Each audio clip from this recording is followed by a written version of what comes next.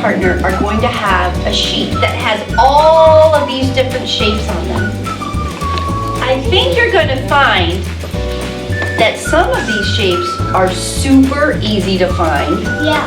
And some of these shapes are harder to find.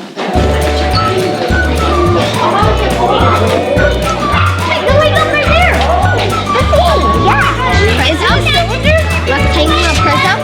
This whole thing what makes a big long what? A long rectangle, doesn't it? When you know what you're missing, raise a hand. This one.